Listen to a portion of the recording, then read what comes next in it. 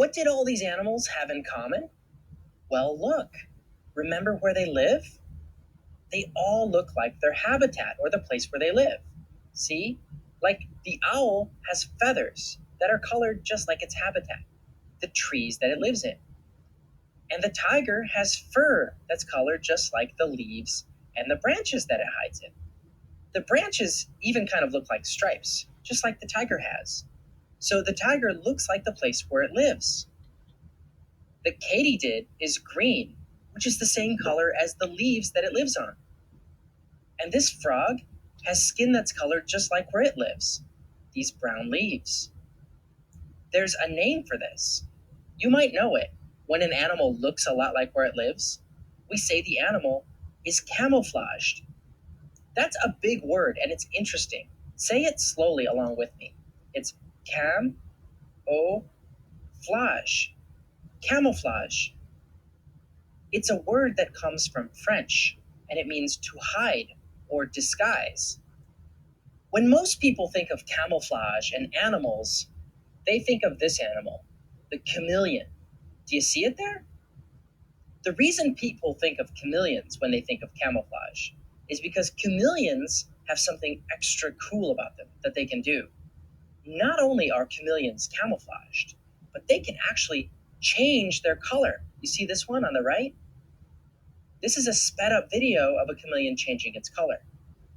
Now, some people assume that chameleons can change to be any color they want to be, and that's not quite true. Most chameleons can only change from being light green to darker brown like this. But you can see that either way, chameleons are very good at being camouflaged or looking like where they live. Now, maybe the most amazing animal at camouflaging is this, the octopus.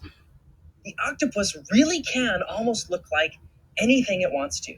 Watch what it does right here. Wow. Only very few animals can actually change their color the way this octopus or a chameleon can. Many animals can't change their color at all. They're just born camouflaged. Like this rabbit hiding in the grass. It's camouflaged. Its fur is brown, which matches the color of the dead grass where it lives. But it's just born this way. It doesn't change its fur's color. Here's a different kind of rabbit. This is called the Arctic hare. It's a type of rabbit that lives in the far north. And you'll notice how it's born with fur that's as white as snow, so it matches where it lives. Or take a look at these. They're insects on a tree.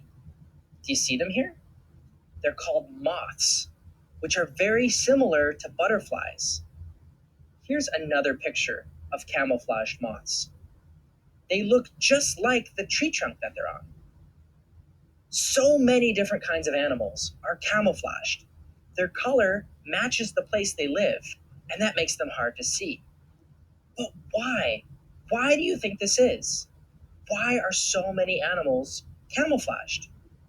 Like, what do you think would happen if these animals weren't camouflaged? Take these moths on the tree. What if they weren't brown? What if they were white or something instead? Now that they're not camouflaged, what do you think would happen to them?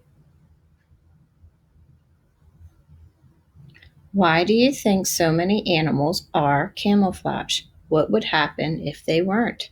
Think about it.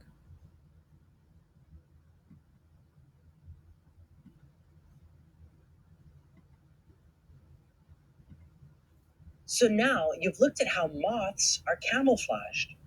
But why are they camouflaged like this? How does camouflage help them to live their lives? Well, some hungry birds are predators, which means they eat other animals. And moths are their prey, which means they're the animal that gets eaten. Some birds eat moths.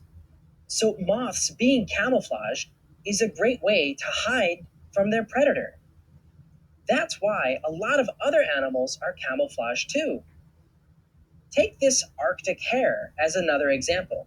If you were this hare, you wouldn't just worry about finding food, you also have to worry about becoming food for another animal.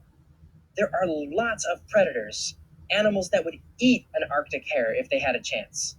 Animals like a fox, and a bear and an owl. Animals that are eaten by other animals, prey animals, are often camouflaged because by looking like where they live, that helps them hide from the animals that eat them. Camouflage helps prey animals hide from predators. But now, that's weird. Have a look at some of the Arctic hare's predators again. Do you see something these predators all have in common? Why, they're all camouflaged too. That's weird though. Why would a predator, like a polar bear, be camouflaged? There are no other animals in the Arctic that would eat a polar bear. They're the biggest, most ferocious animal there is up there. Why is a polar bear white if it doesn't have any predators? Why are polar bears white if they don't have any predators? Other animals might want to eat them. Can you think of how this is helpful to them?